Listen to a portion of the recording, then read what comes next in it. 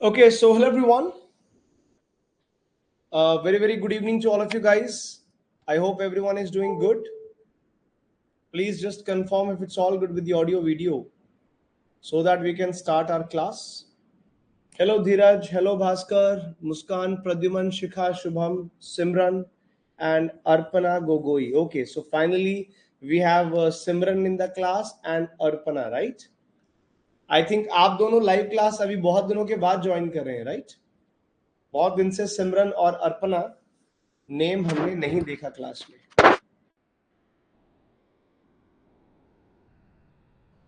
Okay जी, चलिए. So all good. So we are good to go. We are good to start. I know, Arpana. You are the latest addition to the batch. I know. But since you have joined, I think this is your first live class. Am I right? Hello, Ashwini. Very good evening. Okay, so in the previous class, we started with the continental drift theory. That is the topic we discussed yesterday. And I really hope that you guys are quite comfortable with the continental drift theory. Is it so? Hello, Dikshita. Very good evening. Now, please tell me any doubt from yesterday's class? और आप में से कितने बच्चे हैं जो साथ साथ एनसीईआरटी चैप्टर 4 भी पढ़ रहे हैं। आप में से कितने स्टूडेंट्स हैं जो हमारी क्लास के साथ साथ कोई ना कोई बुक भी रीड कर रहे हैं? Do we have any students who are also reading books? NCERT कर रहे हैं आप लोग follow? Because I am following NCERT as a base and I'm expanding on NCERT wherever it is required.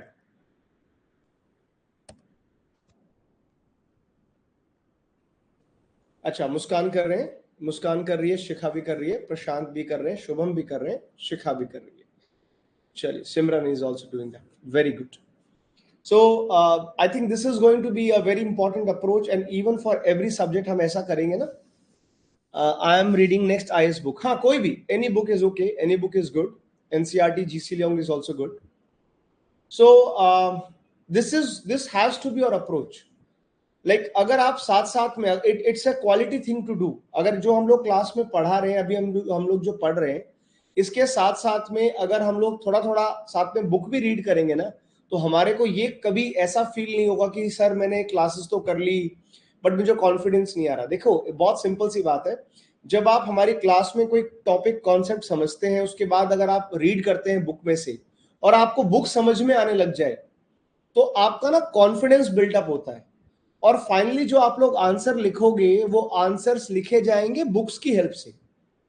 मैं आपको जो बोल रहा हूं वो कॉन्सेप्ट याद रहेगा, बिल्कुल याद रहेगा, पर सही वर्ड्स, कौन सा पर्टिकुलर वर्ड यूज करना है, कैसे लैंग्वेज कैसे होनी चाहिए, वो आपको स्लाइड्स पढ़ के, बुक्स पढ़ के, प्रीवियस ईयर क्वेश्चंस अटेम्प्ट करके करने को मिलेगा.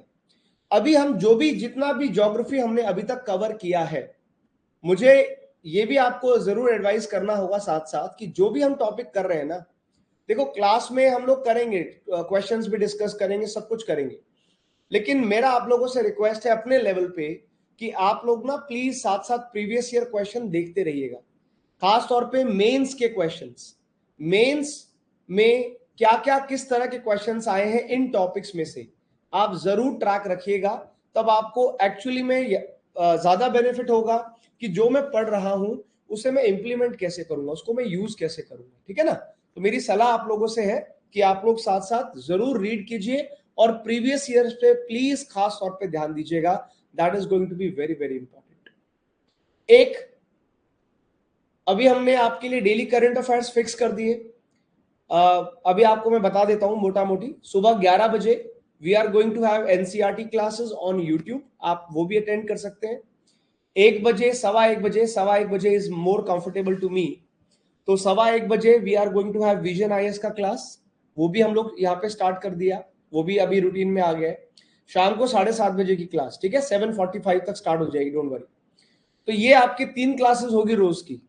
अब मुझे ये बताओ किस किस बच्चे को लगता है कि सर डेली न्यूज़पेपर एनालिसिस भी करवा दो. अगर आप में से किसी बच्चे, आप लोगों, आप मेजॉरिटी की डिमांड है, तो सुबह सुबह मैं एक क्लास प्लान कर रहा हूं, अर्ली मॉर्निंग एक क्लास प्लान कर रहा हूं, डेली न्यूज़पेपर एनालिसिस भी आपको करवा दिया जाए. If you guys want that please let me no.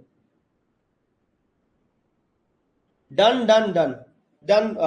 Muskan ji, Sunday को you guys are going to have a test जो हम कल तक कवर करेंगे ना, तो जो सैटरडे तक कवर करेंगे, संडे को we are going to have a test for sure. That would be great. Yes, okay. But वो क्लास होगी फिर मॉर्निंग में होगी. मॉर्निंग के अलावा I do not have time whole day. फिर वो पूरे दिन में अर्ली मॉर्निंग मतलब ऐसा नहीं, न्यूज़पेपर ही 7 बजे तक मुझे मिलता है. अगर आप लोगों को अर्लीस्ट टू अर्लीस्ट कितने बजे मिल जाता है न्यूज़पेपर? मेरे को तो 6:30 और 7 के अप्रॉक्स मिलता है, कभी कभी लेट भी हो जाता है. हाँ, न्यूज़पेपर एनालिसिस भी हम लोग स्टार्ट करेंगे, ठीक है ना? चलिए, न्यूज़पेपर एनालिसिस का भी एक बना देंगे आप लोग के लिए कोर्स.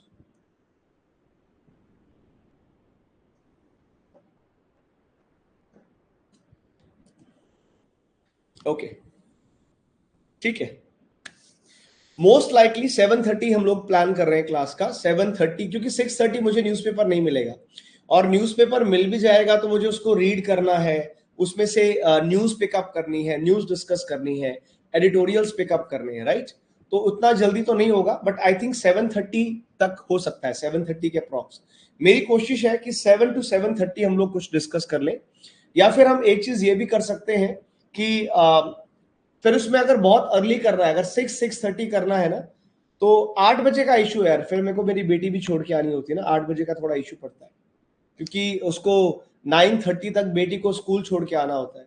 तो 9:30 तक बेटी को स्कूल भेजना है, तो 9 से 9:30 के बीच में फिर उसको रेडी करना, खाना खिलाना, बहुत सारी चीजें हो जाती है। सो मैं प्लान कर रहा हूँ, देखते हैं कुछ 7 to 7:30 के अप्रोक्सीमेटली कुछ शुरू हो सके तो।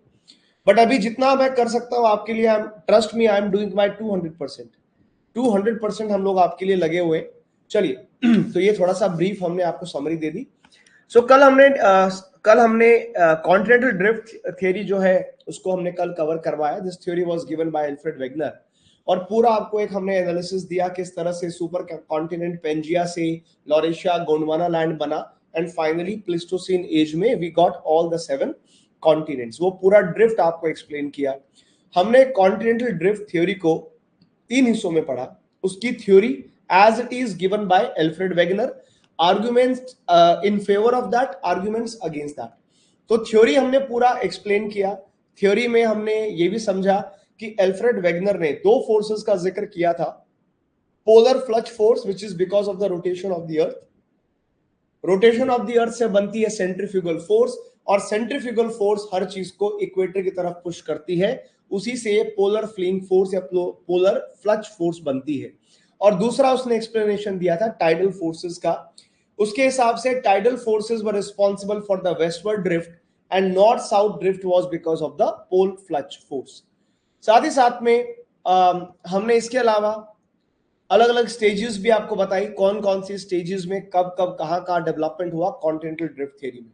Second part was the argument in support of the continental drift. पहला सबसे important jigsaw fit, jigsaw fit of shape. जो सबसे पहला हमने पॉइंट कवर किया था वो जिग्सॉ फिट ऑफ शेप का हमने कवर किया। शेप में हमने सीखा समझा किस तरह से सिमिलैरिटी है कोस्ट लाइन के अंदर, उसको प्रूव भी किया बहुत लोगों ने। सर एडवर्ड बुलर्ड ने तो पूरा कंप्यूटराइज तरीके से उसको प्रूव किया। जिग्सॉ फिट जो है उसके एविडेंसेस भी हमने देखे और हमें काफी कुछ सिमिलैरिटीज मिली उसमें। और सिर्फ it's not just about south America and Africa, in fact continental drift theory में जो बाकी कॉन्टिनेंट्स हैं वो भी काफी हद तक काफी ज्यादा एक दूसरे के साथ अटैच होते नजर आए। तो प्रोबेबली कुछ इस तरह का पेंजिया एक जमाने में रहा होगा। जिग्सॉ फिट ऑफ स्ट्रक्चर हमने किया, तो सिर्फ बात सिमिलैरिटी ऑफ शेप की नहीं है, बात similarity in shape of coastline नहीं है, ये सिर्फ बस आपस में फिट नहीं हो रहे, बल्कि जब हमने इनके रॉक्स को स्टडी किया तो इनके जियोलॉजिकल स्ट्रक्चर, इनके रॉक्स के स्ट्रक्चर्स में भी सिमिलैरिटी है। रॉक्स के अंदर जो मिनरल्स हैं, रिसोर्सेज हैं, मिनरल्स हैं, वो भी एक जैसे हैं, और इनकी एज भी एक जैसी है। तो लगभग सेम टाइम पे सेम तरह के रॉक्स बनना और उनमें सेम तरह के रिसोर्सेज होना, ये कोई इत्तेफाक नहीं है, ये प्रॉपर एक प्रोसेस रहा है। कल हमने सीखा, जैसे हमने एग्जाम्पल में प्लेसर डिपॉजिट्स का एग्जाम्पल दिया कि घाना कोस्ट के ऊपर जो गोल्ड है उसके सोर्स रॉक जो है वो ब्राजील में हमको मिल रहे हैं, ठीक है ना। और उसके बाद जिग्सॉ फिट ऑफ स्ट्रक्चर को डिटेल में समझने के बाद हमने ये भी सीखा कि रॉक्स में हमने प्रॉपर एक्सप्लेन किया था कि किस तरह से जो एंशिएंट रॉक्स हमको मिल रहे हैं ब्राजील कोस्ट पे और वेस्टर्न अफ्रीका में, उनमें रेडियोमेट्रिक डेटिंग करके समझ में आता है कि उनकी आपस में एज भी काफी सिमिलैरिटी है। फिर जिग्सॉ फिट ऑफ प्रोसेस भी हमने किया कि आखिरकार दोनों तरफ के, एक बहुत कॉमन एग्जांपल कल हमने देखा कि भाई जब हम चलो ये मानते हैं, हमने ये मान लिया एक बार एल्फ्रेड वेगनर की बात कि साउथ अफ्रीका और अफ्रीका और साउथ अमेरिका इकट्ठे थे, जुड़े हुए थे, ठीक है जी, मान लिया। बाद में इनमें ड्रिफ्ट चालू हुआ, चलो जी हमने ये भी मान लिया। पर आप अपना लॉजिक लगाओ, और अभी तक आपने सीखा कि यार जब दो टेक्टोनिक प्लेट्स एक दूसरे से दूर जाती हैं, जो डाइवर्जेंट प्लेट बाउंड्रीज होती हैं, तो डाइवर्जेंस की वजह से दो टेक्टोनिक प्लेट्स के दूर जाने से टेंशनल स्ट्रेस पैदा होता है ना। टेंशनल स्ट्रेस जहां पैदा होगा वहां पे रॉक्स के आपस में क्या होगी, फॉल्टिंग। रॉक्स में आपस में दरारें पड़ेंगी, फ्रैक्चर होगा। पहले फ्रैक्चर होता है, fracture is the crack between the rocks. फिर उनके अंदर फॉल्टिंग होती है, faulting is the upward downward movement, faulting होगा। और जिस वजह से हमारे ब्लॉक माउंटेन्स हमें मिलने चाहिए। ब्लॉक माउंटेन्स भी बने होंगे शायद उस टाइम पे, रिफ्ट वैलीज भी बनी होंगी, थ्योरी हमको ये बताती है। जब प्रैक्टिकली इस बात को चेक किया तो हमने एक्चुअली में पाया कि ब्राजील के पास यहाँ पे जो आपके माउंटेन रेंज है सिरा दी मंतेक्वेरा, और अफ्रीका की ये जो अदमावा रेंज है, ये दोनों ही ब्लॉक माउंटेन्स हैं। जैसे हमने सोचा था कि अगर ये आपस में दूर गए हैं, इनमें डाइवर्जेंस हुआ है, तो ब्लॉक माउंटेन्स की प्रेजेंस होनी चाहिए, और हमें मिली। तो ये भी एक कंक्लूडिंग प्रूफ हमें देखने को मिला जिग्सॉ फिट ऑफ प्रोसेस का। फिर हमने पेलियो क्लाइमेटिक एविडेंसेस के बारे में भी स्टडी किया।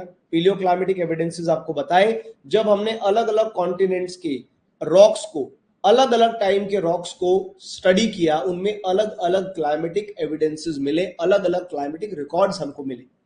उसमें सबसे इंपॉर्टेंट चीज हमें समझ में आई कि भाई क्लाइमेटिक बेल्ट तो मूव नहीं करती है। अगर एक ही कॉन्टिनेंट पे अलग अलग के टाइम पीरियड के रॉक्स में अलग अलग क्लाइमेटिक रिकॉर्ड्स हैं, इसका मतलब या तो क्लाइमेट बेल्ट्स उस जगह वो कॉन्टिनेंट फिक्स था, खाली क्लाइमेट बेल्ट्स मूव करी हैं। मगर हम समझते हैं, हमें पता है कि क्लाइमेट बेल्ट्स फिक्स है, उनका जो रिलेशन है वो सन की मूवमेंट के साथ है, तो जाहिर तौर पे ये नहीं मूव करी होंगी। It should have been the continents that would have moved. और उसके हमें प्रूफ मिले in terms of glacial deposits. हमने जब देखा तो हमें ये बहुत इंटरेस्टिंग चीजें मिली कि आखिर नॉर्थ अमेरिका में और ऊपर से यूरोप में क्यों इतनी कोल फॉर्मेशन है। क्योंकि ये जो लॉरेशिया था ये इक्वेटर के पास रहा होगा, तभी यहाँ पे कोल फॉर्मेशन भी है, कोरल रीफ्स भी है, लाइमस्टोन्स भी है। और आखिर क्यों ये जो south America, Africa, India, Australia, Madagascar जैसे ट्रॉपिकल रीजन्स में हमें ग्लेशियर के रिकॉर्ड कैसे मिल सकते हैं, क्योंकि ये सब साउथ पोल के पास थे, एंटार्क्टिका से जुड़े हुए थे। इसीलिए तो लॉरेशिया का इक्वेटर के पास होना, गोंडवाना लैंड का सदर्न साउथ पोल के पास होना हमें समझ में आता है, और ये एक कंक्लूडिंग एविडेंस बनता है कि हाँ, इसका मतलब साफ तौर पे पर्मो कार्बोनिफेरस ग्लेशिएशंस हमको दिखाती हैं कि भैया इस तरह से जो है क्लाइमेट वहां पे कितना डिफरेंट रहा होगा। फर्दर उसको प्रूव करने के लिए हमें, हमारे पास सेडिमेंट्री रॉक्स जब हमने स्टडी करे, वो रॉक्स, सेडिमेंट्री रॉक्स का नाम था टिलाइट्स। वो सेडिमेंट्री रॉक्स थे जो ग्लेशियर के डिपॉजिट से बनते हैं। जहां ग्लेशियर्स होते हैं वहीं पे इस तरह के टिलाइट्स आपको देखने को मिलते हैं, और ये हमें पूरे गोंडवाना लैंड के कॉन्टिनेंट्स में मिली। तो टिलाइट्स का भी कल हमने स्टडी किया। टिलाइट्स के अलावा जब हमने तीसरे एविडेंस के बारे में बात की, that was the puzzling fossil records. उसमें आपको बताया कि कैसे एक लैंड रेप्टाइल जिसका नाम लिस्टोसॉरस था, वो कैसे एक टाइम पे अलग अलग कॉन्टिनेंट्स में हो सकता है, जो आज प्रैक्टिकली इतना ज्यादा दूर, अलग अलग इतनी दूर कॉन्टिनेंट है, वो कैसे सेम फॉसिल्स वहां कैसे मिल सकते हैं। Not just the animals, even बहुत सारे प्लांट्स, फर्न्स ऐसे थे जो ऑल अक्रॉस द कॉन्टिनेंट मिलते हैं, जिस टाइम पे बर्ड्स भी नहीं थे। तो क्रॉस पॉलिनेशन का भी कोई चांस नहीं मिलता, बर्ड्स ने भी पॉलिनेशन नहीं किया होगा।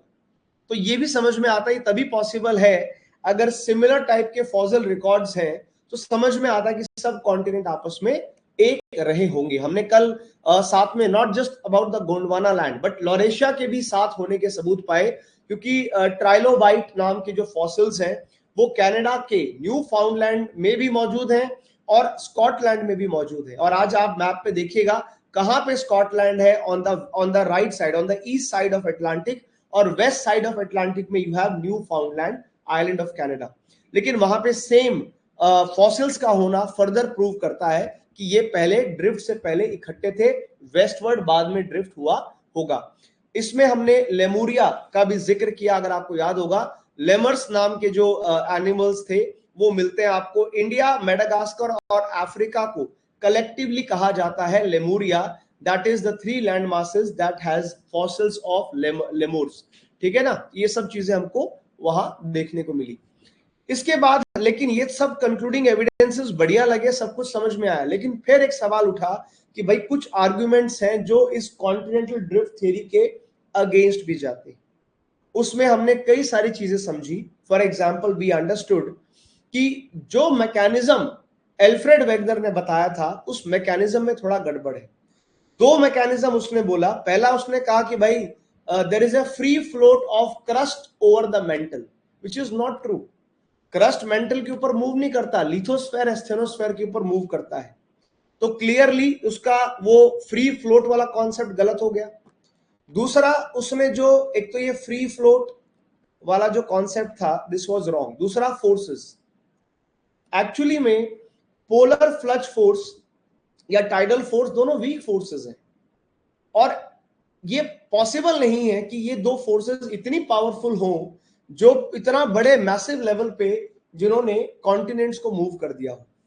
और ऊपर से ये भी आपको समझाया मैंने कि भाई अगर पोलर फ्लच फोर्स अगर उसको इतना पावरफुल होना था तो उसको इतनी हाई स्पीड पे अर्थ को रोटेट करना पड़ेगा, इतनी पावरफुल फोर्स जनरेट करने के लिए कि कॉन्टिनेंट्स मूव हो जाए। और इतनी पावरफुल, इतनी स्ट्रांग, इतनी हाई स्पीड रोटेशन अगर होती तो एटमॉस्फेयर कब का चला गया होता, एटमॉस्फेयर ही थ्रोन आउट हो चुका होता। बट ऐसा कुछ तो नहीं हुआ। दूसरा, अगर टाइडल फोर्सेस इतनी ज्यादा मजबूत होती तो जाहिर तौर पे आपको अर्थ के अंदर कुछ लैंड मासेस में भी चेंज नजर आते, but that is also not the case. फिर दूसरा प्रॉब्लम एल्फ्रेड वेगनर की थ्योरी में, उसने पूरी ओशियानिक क्रस्ट को टेक्टोनिकली पैसिव समझा।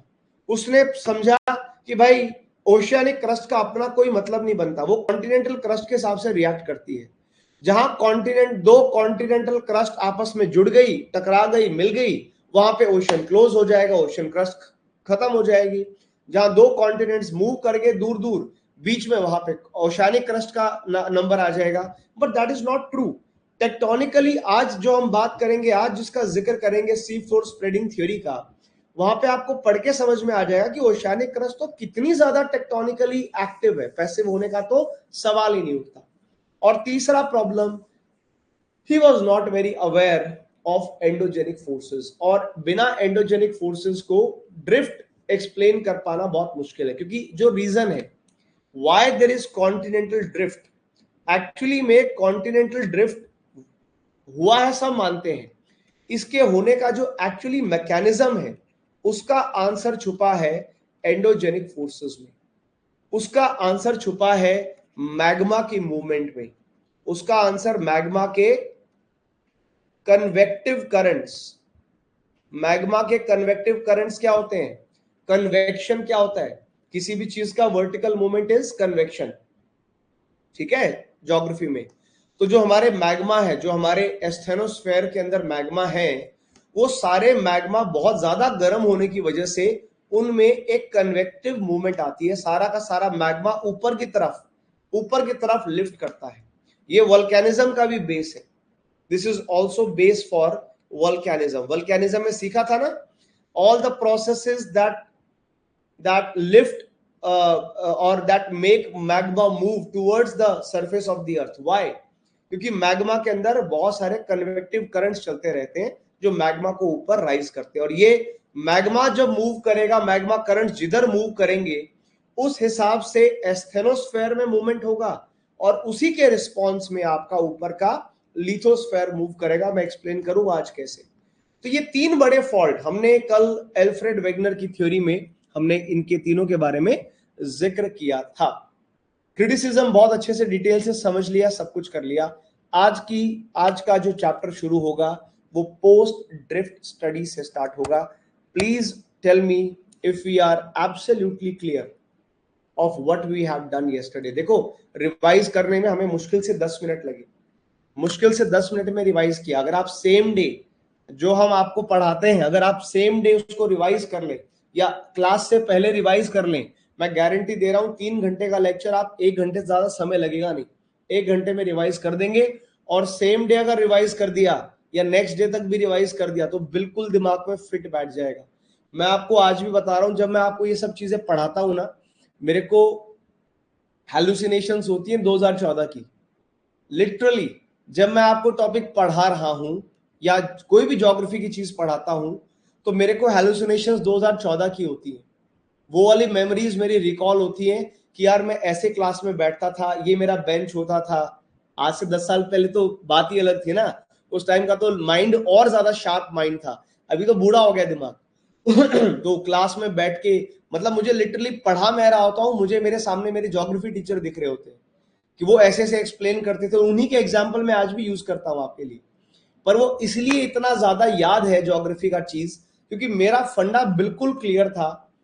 ज्योग्राफी और इकोनॉमिक्स ये दो सब्जेक्ट ऐसे थे जिनको मैं बिल्कुल सेम डे रिवाइज करता था। मुझे पता था कि अगर सेम डे रिवाइज नहीं करूंगा ना तो मेरा पक्का कॉन्सेप्ट क्लियर नहीं होगा। और ये दो टॉपिक्स हैं जिनमें आपको टीचर की जरूरत पड़ेगी। आप हिस्ट्री खुद कर सकते हो, पॉलिटी भी खुद कर लोगे, एनवायरमेंट भी बच्चे पढ़ लेते हैं, पर ज्योग्राफी इकोनॉमी जैसे सब्जेक्ट टेक्निकल सब्जेक्ट्स हैं, इनको एक्सप्लेन करना, इनके कॉन्सेप्ट्स को समझना बहुत जरूरी चीज है। ठीक है जी, चलो now let's start with today's class. अब एल्फ्रेड वेगनर के क्रिटिसिज्म की वजह से एल्फ्रेड वेगनर की थ्योरी को डिस्कार्ड कर दिया। अब एल्फ्रेड वेगनर भाई साहब की थ्योरी तो डिस्कार्ड हो गई, क्योंकि ये थ्योरी अपने वक्त से कहीं पहले आ गई थी। एक ये भी चक्कर होता है ना, कई बार हम वक्त से पहले कोई चीज ले आए तो भी लोगों को समझ में कमी आती है। तो एल्फ्रेड वेगनर के साथ भी ऐसा ही हुआ। ये वक्त से पहले एक चीज ले आए जिसके लिए दुनिया तैयार नहीं थी, लेकिन लेकिन आगे चल करके इन्होंने जो नींव रखी थी, जो कॉन्टिनेंट्स के मूवमेंट की नींव रखी थी, भले ही ये थ्योरी बहुत कुछ प्रूव करने में फेल हो गई, लेकिन इनके शुरुआत जो है वो खराब नहीं गई। तो कॉन्टिनेंटल ड्रिफ्ट थ्योरी के बाद ये एक नया एरिया ऑफ इंटरेस्ट बन गया और बहुत लोगों ने इस थ्योरी के ऊपर काम करना शुरू किया। वहां से जो पोस्ट ड्रिफ्ट स्टडीज का जो सिलसिला चला, उसमें बहुत सारी नई नई स्टडीज आई। उसमें हमारी कन्वेक्शनल करंट थ्योरी आई, उसमें सी फ्लोर स्प्रेडिंग थ्योरी आई, हमारे प्लेट टेक्टोनिक थ्योरी आई, जियोमैग्नेटिज्म का कॉन्सेप्ट आया, उसमें हमारा जो है पेलियोमैग्नेटिज्म का कॉन्सेप्ट आया। बहुत सारी चीजें इस ड्रिफ्ट के बाद निकली। सो हमारी एनसीईआरटी क्या कहती है, पोस्ट ड्रिफ्ट वाला पार्ट एनसीईआरटी ने बहुत अच्छा एक्सप्लेन किया है। एनसीईआरटी कहती है, it is interesting to note that continental drift, most of the evidences were collected from the continental areas in the form of distribution of flora and fauna and deposits like tilite। ठीक है, ये बात तो सही है। पूरा का पूरा कॉन्टिनेंटल ड्रिफ्ट आपने पढ़ा, उसमें कोई ओशियानिक एविडेंस तो नहीं है ना। कॉन्टिनेंटल ड्रिफ्ट में जो भी चीजें एक्सप्लेन की गई हैं वो सारी की सारी लैंड बेस्ड है, सब कॉन्टिनेंटल एरिया से है। क्योंकि आपको बताया मैंने कि ओशियानिक क्रस्ट के बारे में एल्फ्रेड वेगनर ने इसको पैसिव ट्रीट किया। A number of discoveries during the post World War II period actually added new information to geological literature। Actually में पूरी गलती एल्फ्रेड वेगनर की भी नहीं है भाई।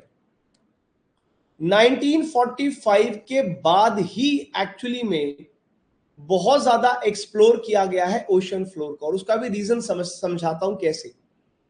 क्या था ना सर, ये जो वर्ल्ड वॉर का जो टाइम था ना, वर्ल्ड वॉर के टाइम में एक्चुअली बहुत सारी चीजें डिस्कवर हुई। आपको मालूम है, जो पूरी की पूरी मेडिकल साइंस है, मेडिकल साइंस, बहुत सारे आपके ज्योग्राफिकल जो आपके एक्सप्लेनेशन, ज्योग्राफिकल डिस्कवरीज हैं, ये सब वर्ल्ड वॉर में हुई और बहुत एक्सीडेंटली हुई। अब आप बोलोगे सर वर्ल्ड वॉर में ऐसा क्या हुआ कि ज्योग्राफी बदल गई? भाई वर्ल्ड वॉर में, सेकेंड वर्ल्ड वॉर में खास तौर पे, that was a time of submarines. ठीक है ना, सबमरीन एक बहुत पावरफुल चीज हुआ करती थी उस जमाने में, जो जर्मन्स ने इनोवेट की थी। जर्मन्स इनको यू बोट कहा करते थे। तो जर्मन्स वगैरह ने जब ये सबमरीन की शुरुआत उन्होंने तो फर्स्ट वर्ल्ड वॉर में कर दी थी, पर सेकेंड वर्ल्ड वॉर आते आते सबमरीन से एक पावरफुल वेपन था, और सबमरीन्स को डिटेक्ट करने के लिए, सबमरीन्स दुश्मन डिटेक्ट ना कर पाए उसके लिए कई सारी स्ट्रैटेजीज, कई सारी जो है टैक्टिक्स डेवलप की जा रही थी। और इसीलिए एक्सक्लूसिवली ओशियन फ्लोर्स को एक्सप्लोर किया गया। ओशियन फ्लोर्स को बेटर अंडरस्टैंड करके हम सबमरीन्स को बेटर पोजीशन पे रख सकते हैं, दुश्मन की सबमरीन्स को डिटेक्ट कर सकते हैं। तो रिक्वायरमेंट तो थी वर्ल्ड वॉर 2 की। उस चक्कर में हमने सी फ्लोर की मैपिंग कर डाली। एंड बहुत सारी इंफॉर्मेशन जो हमने ओशियन फ्लोर के बारे में जानी, that provided new dimension for the study of distribution of ocean and continents. Ocean floor को जब देखा गया, स्टडी किया गया, तो साफ तौर पे समझ में आया कि भैया ये कोई ऐसा वैसा नॉर्मल प्लेन नहीं है, ये तो बड़ा एक्टिव सा है, यहां पे चीजें बहुत एक्टिव हैं, बहुत सारे लैंडफॉर्म्स है ओशियन फ्लोर के ऊपर। तो एक्सीडेंटली सेकेंड वर्ल्ड वॉर और उसके बाद की स्टडीज ने it paved the way for new geographical dimensions, और वो नॉलेज एल्फ्रेड वेगनर के टाइम पे मौजूद नहीं थी। Clear everyone? और उसी में एक बहुत इंपॉर्टेंट जो स्टडी सामने आई वो थी कन्वेक्शन करंट थ्योरी। इस थ्योरी को बहुत ध्यान से सुनिएगा। आर्थर होम नाम के एक इंसान थे जिन्होंने थ्योरी दी है, और इस थ्योरी ने काफी हद तक एक प्रॉब्लम सॉल्व कर दी, जो प्रॉब्लम जो सबसे one of the major criticism था कॉन्टिनेंटल ड्रिफ्ट थ्योरी का, कि आखिर वो कौन सा मैकेनिज्म, कौन सी फोर्सेस हैं जिन्होंने कॉन्टिनेंट्स को ड्रिफ्ट किया। वो आंसर हमें कन्वेक्शन करंट थ्योरी दे देती है। अब ये क्या है जी कन्वेक्शन करंट थ्योरी? आइए जरा बात करते हैं। अब आपके सामने पहले तो मैं रफली एक्सप्लेन करूंगा, फिर मैं स्लाइड्स के बारे में बात करूंगा। आपके सामने अर्थ का क्रॉस सेक्शन दिखाई दे रहा है, ठीक है? ये आपका आउटर कोर है सर।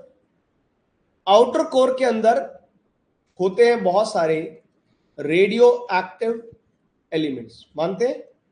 पहले भी बताया था। इसके अंदर जो रेडियो एक्टिव एलिमेंट्स हैं, it is one of the sources of the heat of the earth, right?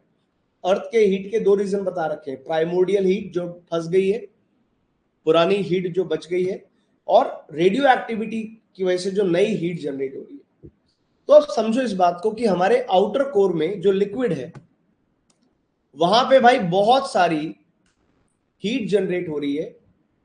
Heat generated in earth core by decay of radio active elements and heat remaining from the formation of the earth. तो यहां पे तो बहुत सारी, यहां पे लिख देता हूं मैं कि बहुत सारी मेरे पास हीट है आउटर कोर में।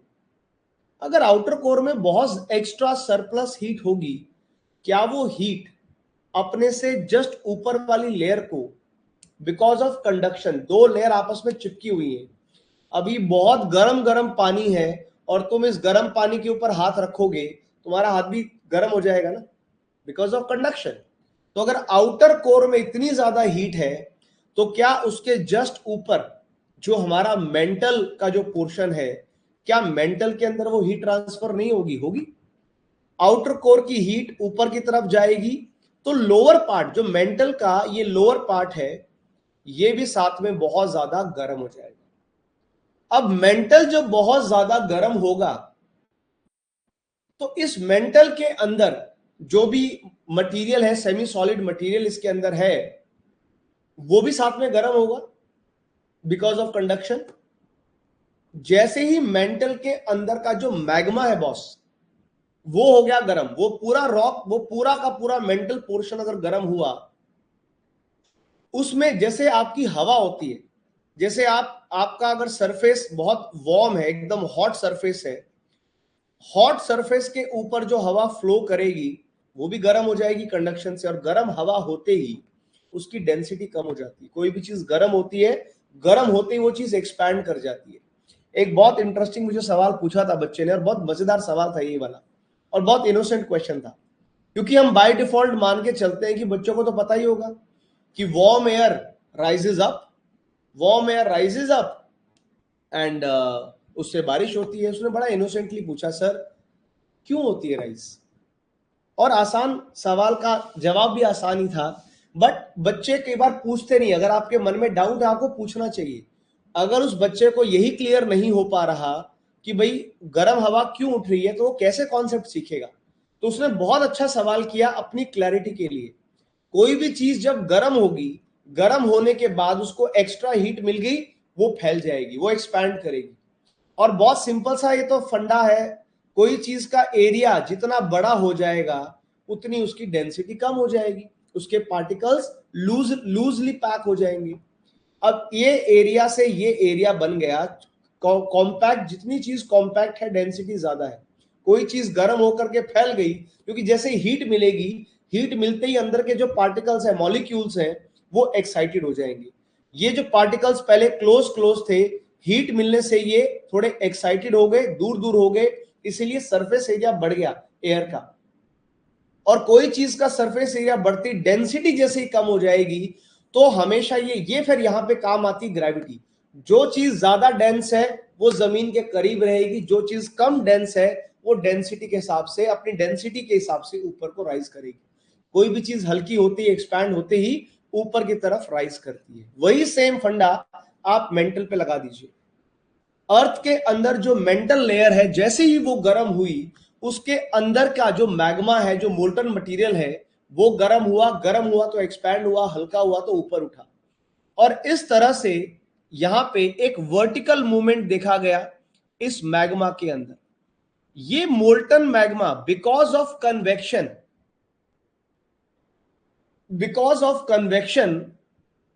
ये ऊपर की तरफ राइज कर रहा है।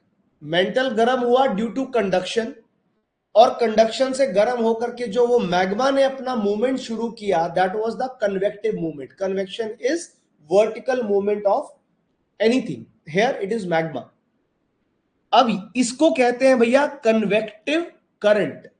This is called convective current of magma. Why it is called convective current?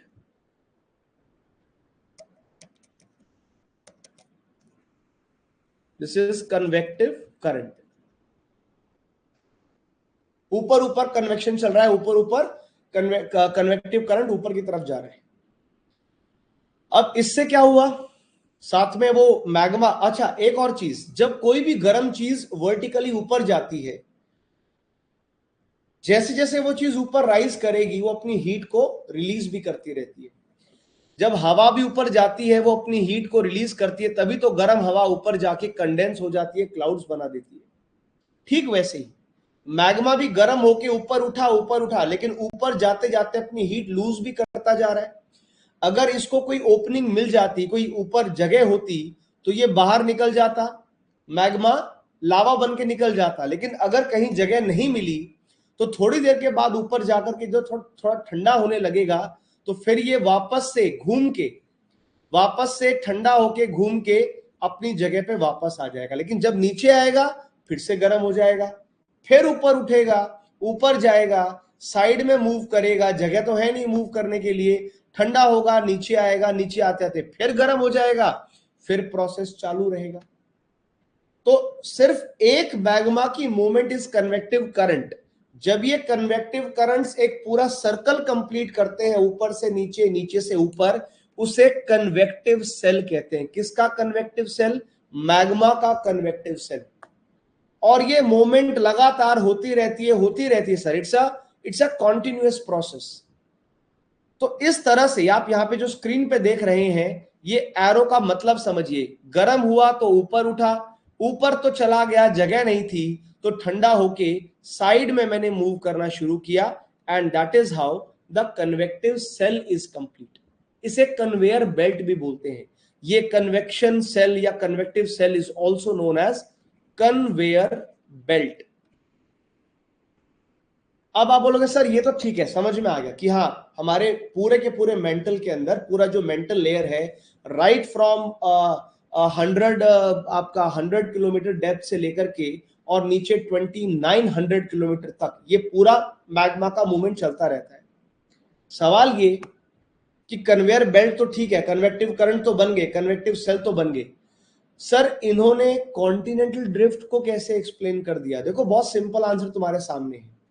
Answer ये है बेटा, ध्यान से समझने वाली बात है कि जब जैसे जैसे ये कन्वेक्टिव करंट्स मूव करेंगे, कन्वेक्टिव करंट्स की movement is going to be the movement जो लिथोस्फेयर की मूवमेंट डिसाइड करेगा। समझने वाली बात है। ऐसा समझो, ये दो करंट ऊपर जा रहे, जब ये करंट ऊपर गए और आपस में एक दूसरे से डाइवर्ज हो गए, ठीक है, ऊपर जाके डाइवर्ज अलग अलग हो गए, तो मुझे बताओ, अगर नीचे का एस्थेनोस्फेयर लेयर अगर अलग अलग होगी तो एस्थेनोस्फेयर के ऊपर का जो लिथोस्फेयर है क्या वो साथ में मूव नहीं करेगा? इसको ऐसे समझो कि नीचे है जेली और जेली के ऊपर है बिस्किट। ठीक है सर। अब जेली होती है सेमी सॉलिड, अगर और बिस्किट है सॉलिड। अगर तुमने एक जेली के ऊपर बिस्किट रख दिया और जेली अगर फ्लो कर रही है, देखो ये आप ऐसे भी समझो ना, जेली इधर है, ये मेरा बिस्किट है। अगर जेली फ्लो करके इधर जाएगी तो बिस्किट भी साथ में जा रहा है, जेली इधर आ रही है तो बिस्किट भी साथ में मूव कर रहा है। तो जेली और बिस्किट का जो रिश्ता है वो एस्थेनोस्फेयर और लिथोस्फेयर का रिश्ता है।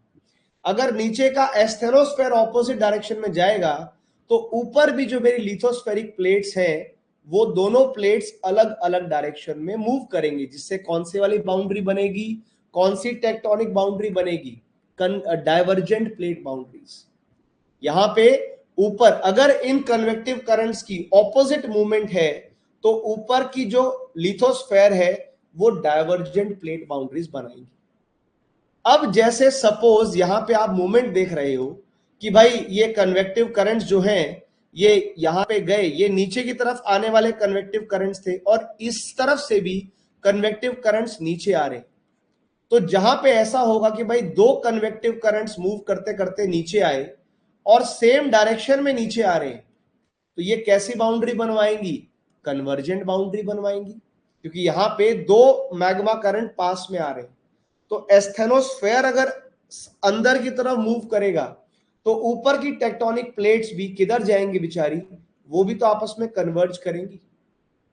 तो जो एल्फ्रेड वेगनर एक्सप्लेन नहीं कर पाए थे कि लिथोस्फेयर क्रस्ट क्यों मूव कर रही है, लिथोस्फेयर क्यों मूव कर रहा है, वो answer it was not because of any polar fleeing force और टाइडल फोर्स।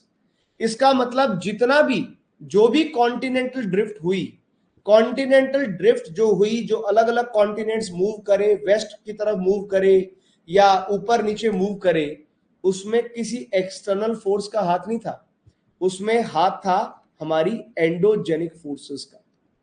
कौन सी एंडोजेनिक फोर्स सर?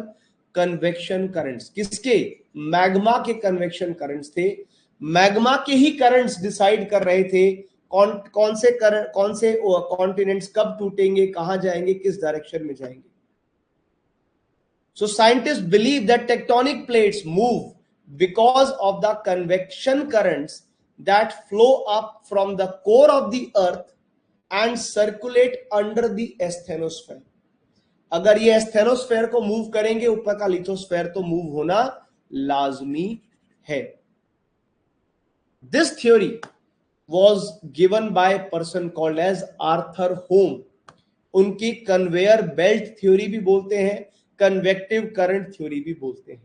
अभी जो मैंने बेसिक्स आपको बताए, please tell me if you are clear with that और नॉट। स्लाइड्स तो हम पढ़ लेंगे, सारे डिटेल तो आपको दे देंगे, कॉन्सेप्ट समझ में आना इज मोस्ट इंपॉर्टेंट।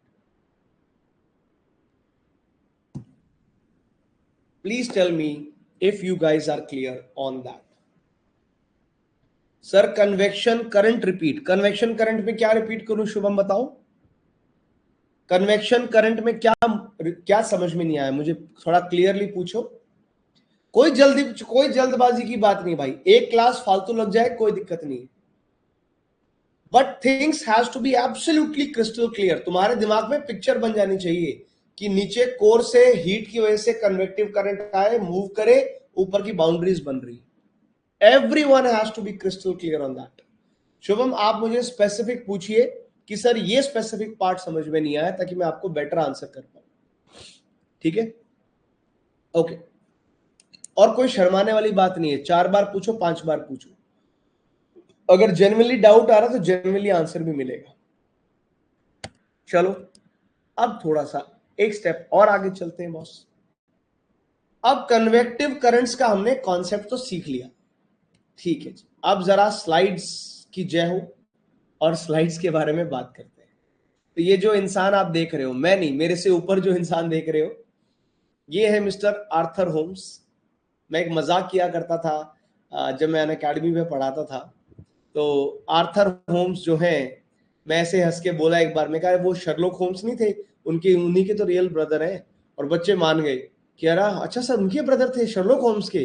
फिर मैं बोला अरे नहीं यार मजाक कर रहा हूँ क्योंकि वो भी 1930s के आसपास का ही पूरा वो सीन है शर्लॉक होम्स वाला। बट ऑफ कोर्स नॉट, ऐसा नहीं था, शर्लॉक होम्स के भाई नहीं है, नाम था इनका आर्थर होम्स।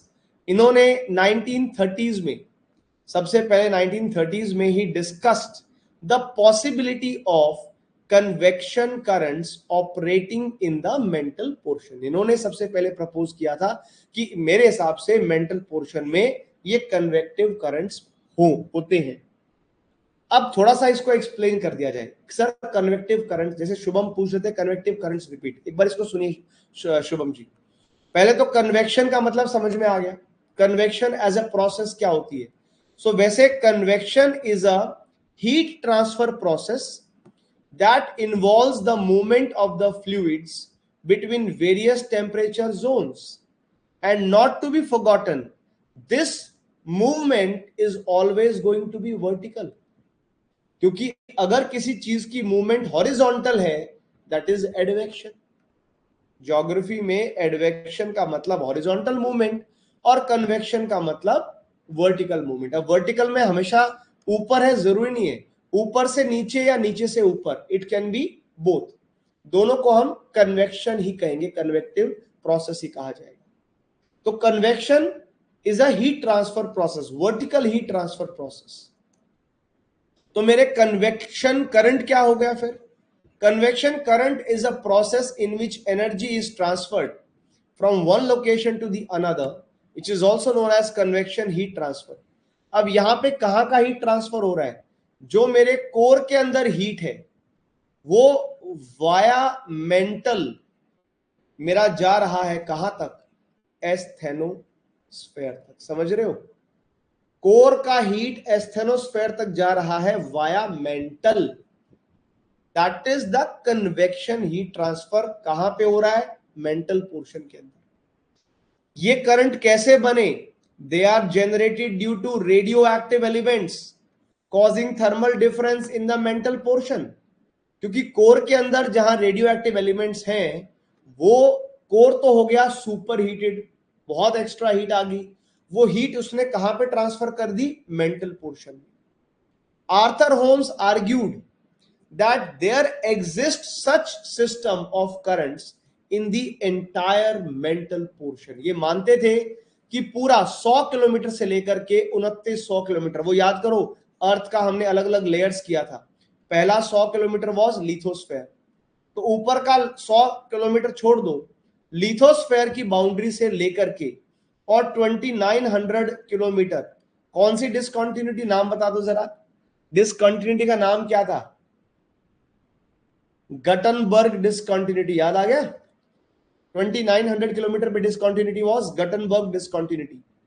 तो वहां पे आप देखिएगा कि 100 किलोमीटर से लेकर के 2900 किलोमीटर के बीच में ये पूरे मेंटल में इस तरह के कन्वेक्टिव करंट्स आपको मिलेंगे देखने को। ऊपर जाते हुए नीचे आते हुए इस तरह के करंट्स आपको मिलेंगे।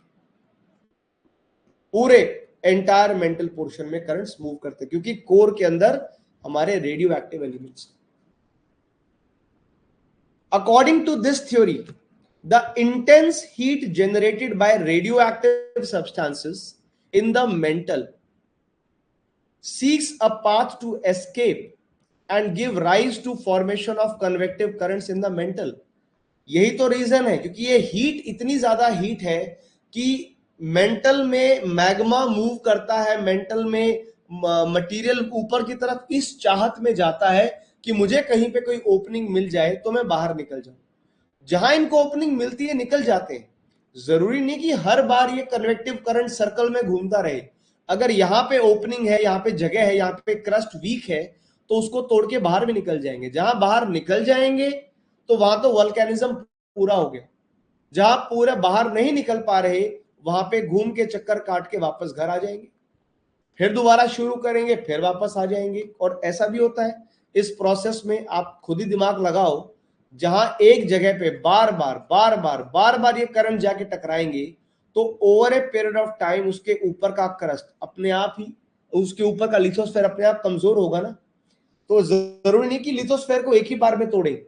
इसीलिए तो कभी कभी नई नई टेक्टोनिक प्लेट्स की मूवमेंट शुरू हो जाती है। हो सकता है ये कोई 100 मिलियन साल लगे रहे और 100 मिलियन साल के बाद इन्होंने इस प्लेट को तोड़ दिया। तो फिर क्या होगा, फिर एक प्लेट इधर जाएगी, एक प्लेट इधर जाएगी। पहले ही एक ही प्लेट थी, लेकिन नीचे की हीट ने बार बार टकरा टकरा के तोड़ दिया। जब तक नहीं टूटेगा, जब तक रास्ता नहीं मिलेगा, ये गोल गोल चक्कर काटते रहेंगे, और जब जिस दिन रास्ता मिलेगा ये निकल जाएंगे। तो ये प्रोसेस चलता रहता है, और इनके हिसाब से ये पूरे मेंटल में इस तरह के कन्वेक्टिव करंट्स मौजूद होते हैं। Now under the solid lithosphere, the fluid asthenosphere circulate as convection currents। तो ऊपर है आपका सॉलिड लिथोस्फेयर, और उसके नीचे जो हमारी लेयर है दैट इज आर एस्थेनोस्फेयर। ठीक है जी। Movement of lithospheric plate is actually caused by movement of the magma in the mantle, क्योंकि वो जो मैग्मा है वो किसको मूव कराएगा, वो मूव कराएगा एस्थेनोस्फेयर को। और एस्थेनोस्फेयर कैसी लेयर है, प्लास्टिक लेयर है। ऊपर वाली लेयर कैसी है, सॉलिड लेयर है। तो नीचे का प्लास्टिक जिधर मूव करेगा, नीचे का लिक्विड जिधर मूव करेगा, ऊपर का सॉलिड भी मूव करेगा। और ये हमने अभी जो डायग्राम में देखा, जहां पे भी rising limbs of this current meet, oceanic ridges are formed on the sea floor due to divergence of lithospheric tectonic plates। जहां पे भी ये गई, ऊपर गई, बाहर निकल गई, तो मिड ओशियानिक रिजेस बना देगी, MOR बना देगी। नहीं निकल पाई तो डाइवर्जेंट प्लेट बाउंड्रीज बना देगी। जहां पे भी ये आपस में मिलते हैं, जहां पे मीट किया, बाहर निकलने के लिए, अलग जाने के लिए नहीं, जहां पे भी दो कन्वेक्टिव करंट्स आपस में मिले, उधर कौन सी बाउंड्री बन गई, कन्वर्जेंट प्लेट बाउंड्रीज बन गई, कोलाइडिंग बाउंड्रीज बन गई। जहां कोलिजन होगा, कोलिजन अगर हुआ और दो टेक्टोनिक प्लेट्स में डेंसिटी डिफरेंस भी है, तो एक प्लेट नीचे जाएगी। जो जहां पे आपस में कोलिजन के बाद एक प्लेट नीचे जा रही है, टेक्टोनिक प्लेट कौन से वाली, ओशियानिक वाली, वही नीचे जाएगी, उसी का सबडक्शन होगा। जहां जहां पे सबडक्शन होगा, wherever we are going to see this so called subduction happening, जिधर सबडक्शन होगा उधर क्या बनेंगे, ट्रेंचेस बनेंगे। वहां पे trenches are form due to convergence of lithospheric plates, because वो है एक आपकी कोलाइडिंग बाउंड्री। कोलाइडिंग तो नहीं, कोलाइडिंग छोड़ दो, कोलाइडिंग नहीं कहना चाहिए, कोलाइडिंग फिर वो दूसरे सेंस में भी आ सकता है। सबडक्शन वाली बाउंड्री याद रखिए। यस। तो क्या मैं ये कहूं कि सर ये जो कन्वेक्शन करंट्स हैं, क्या कन्वेक्शन करंट डिसाइड कर रहे हैं कि कहां पे हमारे ओशियानिक रिजेस बनेंगे, कहां पे ट्रेंचेस बनेंगे? बिल्कुल, एब्सोल्युटली यही डिसाइड कर रहे हैं। कन्वेक्टिव करंट्स मैग्मा के हैं, कोई ऐसे ही कन्वेक्टिव करंट्स नहीं है। और एग्जाम्पल भी देखिए, एग्जाम्पल भी आपके लिए मेंशन किए हैं। जो हमारी पूरी ईस्ट अफ्रीकन रिफ्ट वैली है या मिड अटलांटिक रिज है, they are the best examples. कौन से वाले, डाइवर्जेंट प्लेट बाउंड्रीज के। यहां पे कन्वेक्टिव करंट्स में डाइवर्जेंस हुई, divergence of the convective currents. आप खुद ही देख लीजिए, आपको अफ्रीका के मैप पे मैंने दिखाया था कि भाई आज का जो अफ्रीका है, उस अफ्रीका में यहां पे इधर एक नई प्लेट बाउंड्री बन रही है, क्योंकि ये प्लेट इधर मूव कर रही है, ये प्लेट उधर को मूव कर रही है। This is called east African rift system. और आने वाले समय में पूरा का पूरा एरिया आपस में टूट के अलग हो जाएगा। जब यहाँ पे दो टेक्टोनिक प्लेट्स ऑपोजिट जा रही हैं, तो इधर डाइवर्जेंस में इसके नीचे के, इसका मतलब इसके नीचे के जो कन्वेक्टिव करंट्स हैं वो कैसे जा रहे होंगे, नीचे के कन्वेक्टिव करंट्स भी ऐसे मूव कर रहे होंगे, इसलिए ऊपर की प्लेट भी दूर दूर जा रही है। यही काम मिड अटलांटिक रिज में हुआ। आप देख लीजिए, इधर आपका साउथ अमेरिका है, ऊपर आपका जो है नॉर्थ अमेरिका आपको देखने को मिलेगा, इधर आपका यूरोप हो गया, यूरोप के नीचे आपको अफ्रीका देखने को मिल गया, सब कुछ हो गया। इसके बीच में जो अटलांटिक ओशन है, अटलांटिक के बीच में देखिएगा आपको मैप पे दो ऐसे बड़े बड़े रिजेस नजर आएंगे। ऊपर के रिज को कहते हैं डॉल्फिन रिज, नीचे के रिज को कहते हैं चैलेंजर रिज, पूरे को कहते हैं मिड अटलांटिक रिज। रिज क्या है? This is nothing but MOR, ये है तो मिड ओशियानिक रिज, क्योंकि यहां पे दो प्लेट बाउंड्रीज अलग अलग जा रही हैं। ये क्यों बना बीच में रिज, क्यों बना? ये क्यों यहां से क्यों नया नया मैग्मा निकला, क्यों यहां पे नया क्रस्ट बना? क्योंकि इधर ये देखिए, साउथ अमेरिका नॉर्थ अमेरिका की प्लेट जा रही है वेस्ट में, यूरोप और अफ्रीका वाली प्लेट जा रही है ईस्ट में, क्योंकि यहाँ पे दो डाइवर्जिंग प्लेट बाउंड्रीज हैं। क्यों है डाइवर्जिंग बाउंड्रीज? क्योंकि इनके नीचे का जो मैग्मा है वो ऑपोजिट डायरेक्शन में जा रहा है। ऊपर ये तो बेचारा कुछ नहीं कर सकता, ये लिथोस्फेयर तो खाली तमाशा करेगा। एक्चुअली में देखा जाए तो सीन उल्टा है। एल्फ्रेड वेगनर ने क्या बोला था कि अरे ये तो कॉन्टिनेंट की क्रस्ट है जो सारा मूड माहौल डिसाइड करती है कौन किधर जाएगा। रियलिटी में बेचारा लिथोस्फेयर तो चुपचाप बैठा है, लिथोस्फेयर के हाथ में तो कुछ है ही नहीं। लिथोस्फेयर तो उधर ही जाके डांस करेगा जिधर नीचे वाला डांस करवाएगा। एस्थेनोस्फेयर को डिसाइड कौन करेगा? एस्थेनोस्फेयर किधर जाएगा कौन डिसाइड कर रहा है? ये कन्वेक्टिव करंट्स डिसाइड कर रहे हैं। तो रियल में सीन किसके हाथ में है? कन्वेक्टिव करंट्स के हाथ में है। ऊपर वाले तो खाली डांस कर रहे हैं, ये बोलते हैं राइट तो हम हो गए लेफ्ट, आई मीन ये बोला लेफ्ट अपन हो गए लेफ्ट, ये बोला राइट अपन हो गए राइट, इसने बोला घूम जाओ हम घूम गए। ठीक है बिल्कुल ये वो वाली हालत है जो कभी मैं और मेरी वाइफ रील बनाते हैं उनके यूट्यूब चैनल के लिए, तो मैं तो भैया लिथोस्फेयर हूं, मेरी एस्थेनोस्फेयर तो वही है। एस्थेनोस्फेयर कहती है कि मलिक साहब राइट में आके आपको यह करना है, अपन बोलते हैं ओके बॉस ऐसे ही करना है। तो मैं हूं घर का लिथोस्फेयर, वो है एस्थेनोस्फेयर। वो इधर जाने को बोलती है डांस की रील में, अपन इधर जाते हैं, वो कहती है इधर आके करना है, अपन इधर आते हैं, वो जहां जा रही है अपन वो है। एक और मजेदार example, if you think husband is the head of the family then wife is neck of the family. Head का क्या काम है? ये नेक डिसाइड करेगी ना, नेक डिसाइड करेगी हेड हेड किधर जाएगा रेस। तो जो अपने आप को लोग कहते हैं, जो अल्फा मेल्स कहते हैं ना अपने आप को, we are the head of the family. If you are the head of the family then wife is the neck of the family, neck decides the movement of the head. तो ये asthenosphere है, ये मेरा lithosphere है। तो अब इसके ज्यादा और एग्जांपल मैं नहीं दे सकता, ठीक है, फिर बहुत वाइल्ड बहुत क्रेजी इमेजिनेशन हो जाएगी। तो ये आप अपना याद रख लेना बॉस। तो कन्वेक्टिव करंट्स क्या क्या कर रहे हैं? तो भैया तुम्हारे हमारे लाइफ में जो जो ये फीमेल पावर है, ये सब एस्थेनोस्फेयर है, ये सब कन्वेक्टिव करंट्स है। हम खाली नाम नाम के आदमी स्ट्रॉन्ग है सख्त है, स्ट्रॉन्ग और सख्त तो लिथोस्फेयर भी है, पर अपनी मर्जी से मूव कर पा रहा है क्या? है तो वो भी सॉलिड, पर उसको नचा कौन रहा है? नीचे वाला प्लास्टिक, नीचे का वीक पोर्शन, जिसको आप वीक कहते हो वीक नहीं है, वो आपको नचा रहा है एक्चुअली में। एंड इसी बात के ऊपर पूरे दुनिया की हिस्ट्री लिखी गई है, ठीक है, समझ रहे हैं बात को? सो कन्वेक्टिव कन्वर, और जहां जहां कन्वर्जेंट बाउंड्रीज बन रही हैं वो भी हमने देख लिया। जहां पे दो कन्वेक्टिव करंट्स आपस में साथ में मूव कर रहे हैं, उसके ऊपर का एस्थेनोस्फेयर आपस में कोलाइड कर रहा है, वहां पे आपका सबसिडेंस हो रहा है, वहां पे जियोसिंक्लाइन बनते हैं, सी क्लोजर्स होते हैं, कंस्ट्रक्शन होती है आइलैंड आर्क्स की, माउंटेन्स की, और ये सब चीजें किधर बनेंगी? जब दो प्लेट आपस में टकराएंगी। अब समझने और मजेदार वाली बात क्या है, जब दो प्लेट आपस में टकराएंगी, उनके फोल्ड होने से पहले एक प्रेशर क्रिएट करेगा, एक ऐसा आपस में ऐसा बहुत ज्यादा ओवरलोडेड जो जो आपका स्ट्रेटा है, that is geosyncline. Sea closure तभी होगा जब दो प्लेट बाउंड्रीज आपस में टकराएंगी, जैसे 33C वाले केस में हुआ। आइलैंड आर्क तब बनेंगी जब दो आपस में टकराएंगी, सबडक्शन होगा।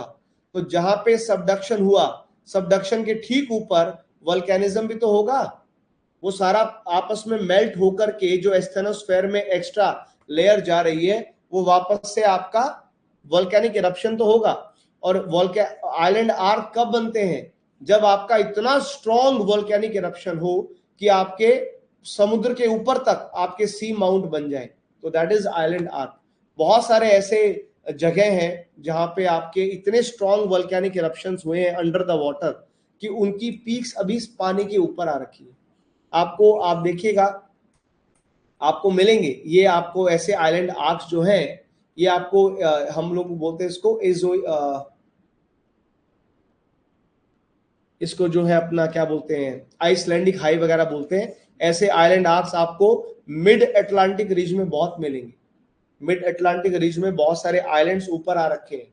एक्चुअली में वो आइलैंड आर्क क्या है, वो उन माउंटेन्स की पीक्स ही तो है। Convection current runs through the mantle's molten rock acting as a conveyor belt for the plates. ये कन्वेयर बेल्ट को आप ऐसे समझ लो, जैसे तुम लोग शॉपिंग मॉल में जाते हो, मॉल में जाते हो, तो मॉल के अंदर जो एक्सकेलेशन बेल्ट नहीं होती है, एक्सकेलेटर लगा होता है, तो वो वैसे काम करती है। कैसे, मतलब कन्वेयर बेल्ट है, प्लेट्स को इधर लेके जाना है, उधर लेके जाना है, तुम बस उस पर खड़े हो जाओ, वो प्लेट तुमको अपने आप, वो एक्सीलेटर तुमको अपने आप ऊपर नीचे ले जाएगा, राइट। तो वैसे ही काम हो रहा है। ये conveyor belt is of convection currents. उसके ऊपर का जो लिथोस्फेयर है खाली उसके डायरेक्शन में मूव करता है। सो कहने का मतलब क्या, the total change in lithospheric material is constant since these currents are closed in nature. मतलब क्या कहना चाह रहा हूं, तो आप सर ये कह रहे हो कि जहां जहां भी दो आपस में दूर दूर जाएंगी टेक्टोनिक प्लेट्स, तो सर वहां तो फिर नया क्रस्ट बनेगा। बिल्कुल बनेगा, हम कब मना कर रहे हैं।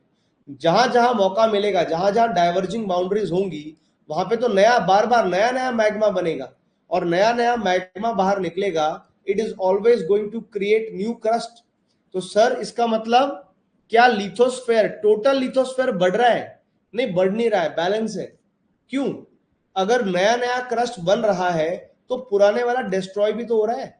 ये पुराना कहीं तो जाकर के किसी के साथ तो टकराएगा, नीचे जाएगा, फिर आपस में, वो पूरा सर्कल तो सेम रहना है। तो टोटल चेंज जो है वो कांस्टेंट है। मतलब earth we neither add nor destroy overall lithosphere. हम ना उसको बढ़ा रहे हैं ना घटा रहे हैं। और ये चीज हम फर्दर और अच्छे से समझेंगे सी फ्लोर स्प्रेडिंग, कि कैसे कुछ जगह पे नया क्रस्ट बनता रहता है और पुराने ट्रेंचेस में वो कंपनसेट भी होता रहता है। तो कन्वेक्टिव करंट्स का जो है, and this was an attempt, Arthur होम ने पूरा जो 1930s का अपना पूरा थ्योरी बनाया, इसके पीछे कोशिश ये थी, it was an attempt to provide explanation to the issue of the force, जिसको एल्फ्रेड वेगनर एक्सप्लेन नहीं कर पाए थे। वो बेचारे कहते रह गए polar flux force, tidal force, लेकिन आर्थर होम ने वो फोर्स बता दी, वो मैकेनिज्म बता दिया, जिसकी वजह से एक्चुअली में ये ड्रिफ्ट हुआ था। समझ रहे हैं? और इस थ्योरी के आने के बाद लोगों का फिर से इंटरेस्ट जाग गया। कॉन्टिनेंटल ड्रिफ्ट थ्योरी एक तरह से फिर से रिवाइव हो गई। लोग ने इस थ्योरी को ड्रिफ्ट थ्योरी के साथ जोड़ के देखना शुरू किया। Convection current theory is so unique, इसका बैकवर्ड फॉरवर्ड दोनों लिंक है। ये एक ऐसी थ्योरी है जिसने अपने से पहले आई थ्योरी को भी एक्सप्लेन किया, और अपने से बाद में आने वाली थ्योरी जो 1962 में हैरी हेस नाम के इंसान ने जो थ्योरी लेकर के आए थे, सी फ्लोर स्प्रेडिंग थ्योरी, उसके लिए एक बेस का काम किया। तो अगर कल को तुम्हारा ये क्वेश्चन आ जाए, मेंस में सवाल आ जाए कि डू यू थिंक और do you see any relation between convection current theory, continental drift theory and sea floor, तो अब तुम इसका आंसर लिख सकते हो कि ये एक ऐसी थ्योरी है जिसने ड्रिफ्ट थ्योरी के साथ भी कनेक्शन है, और आगे आने वाली सी फ्लोर स्प्रेडिंग के साथ भी इसमें कनेक्शन देखा गया। ये बेस है actually. Sea floor spreading theory होती ही नहीं अगर कन्वेक्टिव करंट थ्योरी ना होती। हाँ, एक चीज को जरूर नोट कर लीजिए, आपके एमसीक्यू में काम आएगी। This line is specially for MCQs. Convection currents cannot occur in solids. Sir ये कन्वेक्शन करंट मेंटल में क्यों बन रहे हैं, सॉलिड्स में क्यों नहीं बन सकते? Reason, the particles within the solid cannot easily flow, and most of the free movement is due to difference in density generated by large heat transfer between the plates. Solids में आपके particles इतना आसानी से move नहीं करते ना। सबसे ज्यादा कन्वेक्शन एयर में मिलेगा। Air has the maximum convection. उसके बाद we have the liquids and then we have the solids. Solids में तो ऑलमोस्ट नेग्लिजिबल, इसको तो बिल्कुल ऑलमोस्ट जो है इसको तो निग्लेक्ट ही कर दो। असली कन्वेक्शन एयर और लिक्विड में ही देखने को मिलेगा, और मेंटल हमारे पास सेमी लिक्विड फॉर्म में है, तो बिल्कुल इसीलिए सेमी मेंटल के अंदर कन्वेक्टिव करंट्स इतने मजबूती के साथ दिखाई देंगे, सॉलिड में पॉसिबल नहीं। लेकिन थ्योरी बहुत बढ़िया है, थ्योरी ने सब कुछ मस्त समझा दिया, लेकिन इसका यह मतलब नहीं कि इस थ्योरी का एक्सप्लेन, इसका भी क्रिटिसिज्म नहीं है। अब मान के चलो तुम्हारे पास क्वेश्चन, एक्सक्लूसिवली क्वेश्चन ही कन्वेक्शनल करंट थ्योरी पे क्वेश्चन आ गया मेंस में, और बोला भाई इस थ्योरी को तुम्हें क्रिटिकली एनालाइज करना है। ठीक है जी, कर देंगे। क्रिटिकली एनालाइज करने के लिए हम इसके बेसिक पॉइंट बता देंगे, पहले वाला सब कुछ एक्सप्लेन कर देंगे, लेकिन याद रखिएगा इसके अपने क्रिटिसिज्म भी एक्सप्लेन करने पड़ेंगे। अगर इसी थ्योरी के ऊपर सवाल आया है, उसको एनालाइज करोगे तो क्रिटिसिज्म भी साथ में लिखोगे। पहले मुझे बताइए, जो अभी तक पढ़ा वो कितना हमारे दिमाग में जा रहा है, वो कितना हमें समझ में आ रहा है। पहला सवाल शिखा का, सर ये डिफरेंट डायरेक्शंस में जाते हैं कन्वेक्टिव करंट्स, ये दोनों डायरेक्शन में जा सकते हैं। देखो आप उसको ऐसे एक्सप्लेन करो, आप इसको ऐसे समझो कि होता क्या है, ये ऊपर जाएंगे, ऊपर जाने के बाद टकराने के बाद ये सेम डायरेक्शन में मूव भी कर सकते हैं। मोस्टली ऊपर जब जाएंगे टकराएंगे ना, तो अपना कोई ना कोई पाथ डिसाइड करेंगे, और ये थोड़ा इतना इतना सिंपल नहीं होता। ऑफ कोर्स ऊपर जाकर के सेम डायरेक्शन में भी शिफ्ट कर सकते हैं, पर हम आपको वही वाले केसेस बताएंगे, वही केसेस आपको दिखाएंगे जहां पे हमें कुछ लर्निंग देखने को मिलेगी। अगर ऊपर कन्वेक्टिव करंट सेम में गए, एक ही डायरेक्शन में चले गए, फिर तो कोई डिफरेंस नहीं हुआ, कुछ भी अलग नहीं हुआ। हमारे लिथोस्फेयर तब एग्जैक्टली मूव करेंगे जब ये जाकर के ऑपोजिट जाएंगे या टकराएंगे, ऐसा कुछ होगा। प्रद्युमन कह रहे हैं, did you mean convective currents responsible for drift? Absolutely yes Pradyuman ji, as per the theory. If so why the drift is only few locations, because current should be everywhere? Now that is a question, Pradyuman. Interesting question by Pradyuman, and I would love to explain it. बिल्कुल सही बात है। फिर ये सिर्फ 6-7 जगह पे क्यों टूटा? पर ये प्रोसेस तो अभी चल रहा है ना, आप समझ रहे हो? जो अब ये धीरे धीरे हर कॉन्टिनेंट अभी और भी टूटेगा। अफ्रीका ने शुरुआत कर दी है, अफ्रीका क्यों ब्रेक हो रहा है, अफ्रीका क्यों टूट रहा है? हमने ये तो नहीं कहा कि आगे फर्दर फ्यूचर में ये जो कॉन्टिनेंट्स हैं ये ब्रेक नहीं होंगे, होंगे। मैंने कहा ना कि it takes millions and millions of years. अभी नीचे नीचे प्रोसेस चालू है। हो सकता है कल को अमेरिका के आपको नॉर्थ अमेरिका टूटता दिखाई दे, हो सकता है एशिया टूटता दिखाई दे।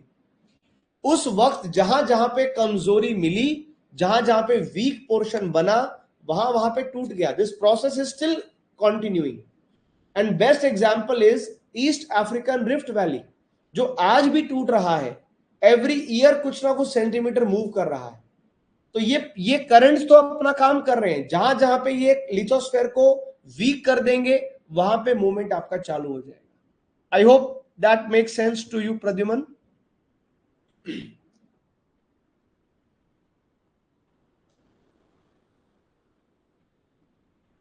हाँ जी, everybody in the class, please tell me if we are clear. हम लोग बहुत फास्ट पेस पे तो नहीं जा रहे? हम लोग बहुत फास्ट पेस पे तो नहीं जा रहे?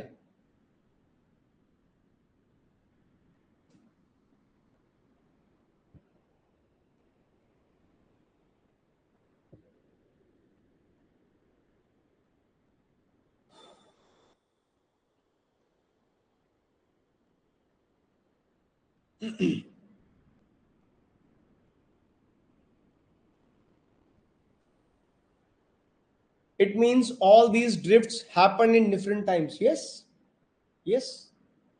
ऐसा तो बिल्कुल नहीं हुआ कि सब एक साथ हो गया है, चल ही रहा है इवेंचुअली। तभी तो हमारा मॉडर्न डे आज का वर्ल्ड मैप जो है वो कहां जाकर के आया, वो प्लिस्टोसीन में। ये ड्रिफ्ट तो शुरू हुई थी कोई 225 मिलियन साल पहले, और अभी 2 मिलियन साल पहले जाकर के तो वर्ल्ड मैप बना है।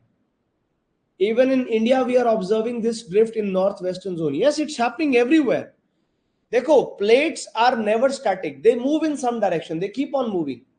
वो हमको फील नहीं होगा, हमारे आने वाली 10-15 पीढ़ियों को फील नहीं होगा, क्योंकि ह्यूमन लाइफ तो कुछ भी नहीं है ना। ये तो मिलियंस एंड मिलियंस, ये सब डायस्ट्रॉफिक मूवमेंट्स हैं। ये सारे मूवमेंट्स हैं diastrophic, very slow movements, it takes millions of years, right? Yes yes, San Andreas में that is a transform boundary. जो भी प्लेट बाउंड्री बनती है it is because of some kind of drift. अब वो ड्रिफ्ट इतना easily visible हमको नहीं होता, ऑफ कोर्स एकदम से बहुत ज्यादा विजिबल नहीं होता, बट ग्रेजुअली अपने को बिल्कुल बिल्कुल बिल्कुल होता है, आराम आराम से होता है, राइट?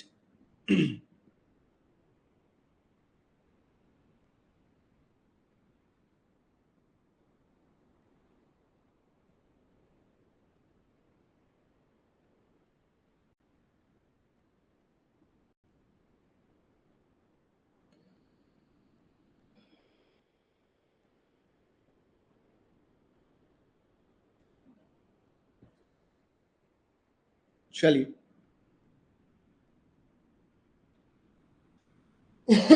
अब जरा आगे की स्टोरी पे आते हैं, जरा क्रिटिसिज्म भी देख लेते हैं। कन्वेक्शनल करंट थ्योरी का क्रिटिसिज्म क्या है?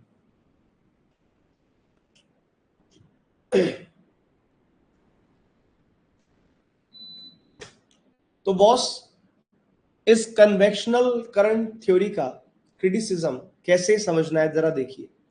देखो यार, ये जो एंटायर प्रोसेस है कन्वेक्शन करंट का, जो पूरा प्रोसेस हमने एक्सप्लेन किया, इसका कोर क्या है, इसका बेस क्या है? ये सारा का सारा बेस है हीट के ऊपर डिपेंडेंट, राइट? जब तक आपके कोर के अंदर हीट है, रेडियो एक्टिविटी है, तभी तक ये पूरा मैकेनिज्म है, राइट? तो ये पूरा का पूरा जो आइडिया है, पूरा का पूरा concept is based on the heat generated by radio active materials in the core and mental portion, right? लेकिन बहुत सारे साइंटिस्ट इस बात पे सवाल खड़ा करते हैं कि भाई ठीक है, हम मानते हैं रेडियो एक्टिव एलिमेंट्स हैं, उनसे हीट जनरेट होती है, बट सवाल ये है कि क्या radio active elements are capable of generating that much amount of heat कि जो इतने ज्यादा पूरे मेंटल में इतने ज्यादा कन्वेक्टिव करंट्स पैदा कर दे, और सिर्फ पैदा ना करे, कॉन्टिन्यूसली ये मैकेनिज्म चलता रहे। क्या इतनी हीट पैदा हो रही है रेडियो, क्या इतना ज्यादा रेडियो एक्टिव मटेरियल है? क्योंकि कुछ साइंटिस्ट का मानना है कि इतना भी ज्यादा रेडियो एक्टिव मटेरियल नहीं है कि इतने सालों से लगातार हीट जनरेट होती जा रही है और एक नेवर एंडिंग प्रोसेस बन गया है।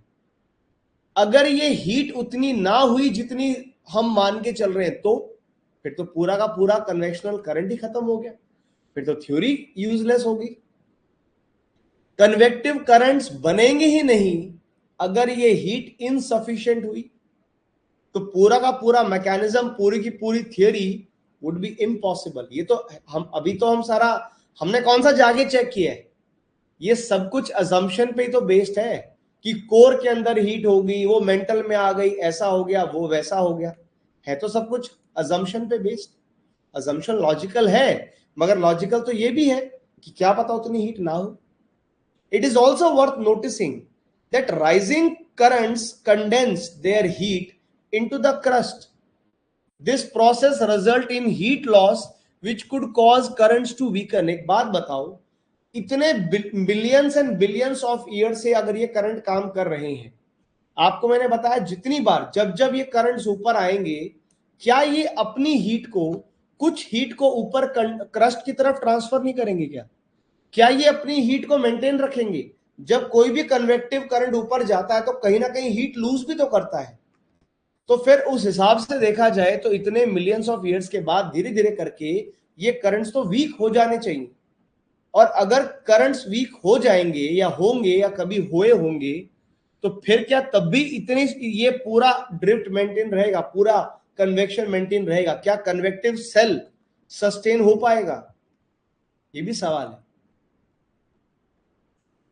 Another thing is, because of the lack of heat to generate these currents, the horizontal flow of thermal convection currents beneath the continental oceanic crust is likewise a dubious phenomena। अगर ये इनके अंदर उतनी strong heat ना हो और अगर ये अपनी हीट को ट्रांसफर कर दे, शेड कर दे, तो ठीक है, ऊपर तो चले गए, ऊपर तो चले गए, नीचे वाला हीट था, मान लिया यहाँ पे सब गर्म था, ऊपर तो चले गए, लेकिन ये हॉरिजॉन्टली तभी मूव कर पाएंगे जब इनके पास सरप्लस हीट होगी जो इनको अलग डायरेक्शन में लेके जा सकती है।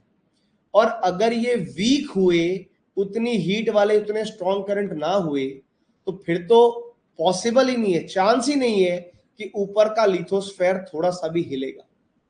तो ये कॉन्टिनेंटल क्रस्ट, ओशियानिक क्रस्ट के मूव होने का सवाल ही नहीं उठता अगर इनमें हीट इनसफिशिएंट हो गई। If the convergent movement of convective currents cannot flow horizontally, then descending column will not exist. समझ रहे हो? अगर ये हॉरिजॉन्टल मूव नहीं कर पाएंगे तो नीचे आने का तो सवाल ही नहीं उठता।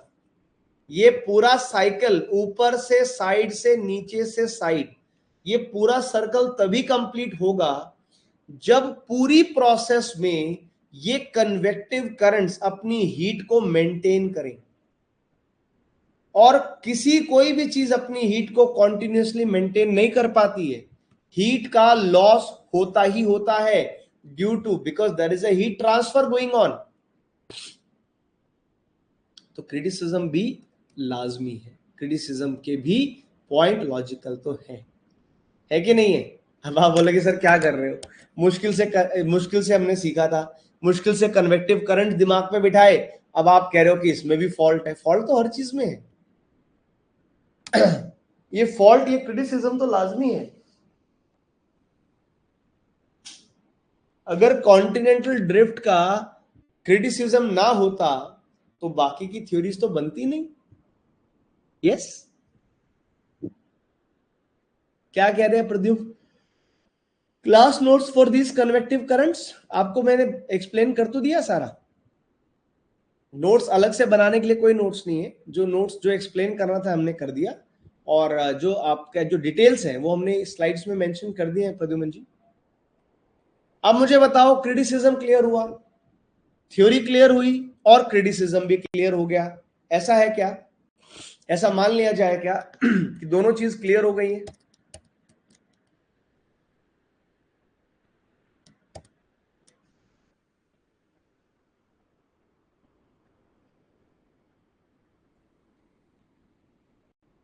यस,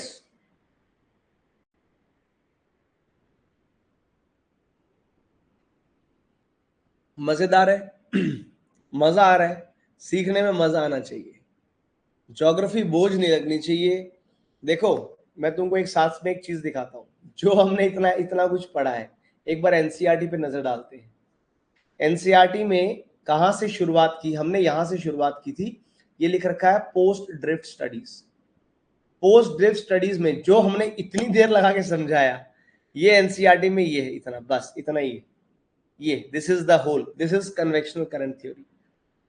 एनसीईआरटी हमारा बेस है, मगर उसके ऊपर हमको बहुत सारा एडिशन करना पड़ता है। तुम लोग कई बार बोलते हो सर क्लास क्यों नहीं कर रहे या क्लास लेट क्यों हो रही है। भाई, ये स्लाइड्स बनाना, और आप मेरे पुरानी स्लाइड्स जाके देख लो, पुरानी स्लाइड्स जाके चेक कर लो, उन स्लाइड्स में और इन स्लाइड्स की क्वालिटी में फर्क देख लीजिएगा।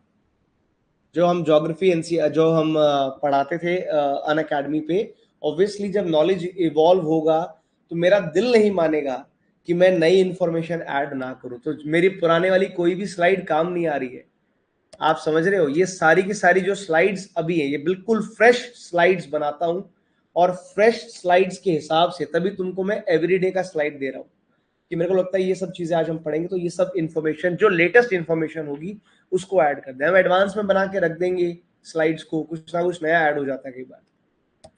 समझ रहे सर? तो एनसीईआरटी बढ़िया है पर इनसफिशिएंट है। तो जितना हमने पिछले सवा घंटे में पढ़ा वो ये 5 मिनट का टॉपिक भी नहीं है, पर इतना ही, सिर्फ इतना पढ़ के देखना, तुमको कुछ भी समझ में नहीं आता। इसलिए क्लास हमारी बेसिक टू एडवांस चल रही है। अब अगला जो टॉपिक है वो भी एनसीईआरटी से पिक करेंगे, mapping of the ocean floor, पर सिर्फ वहां तक लिमिटेड नहीं होंगे, हम उसके थोड़ा सा बियॉन्ड जा करके समझेंगे। ठीक, चलिए आगे बढ़ने से पहले एक छोटा सा ब्रेक जरूरी है, 5 मिनट का ब्रेक है।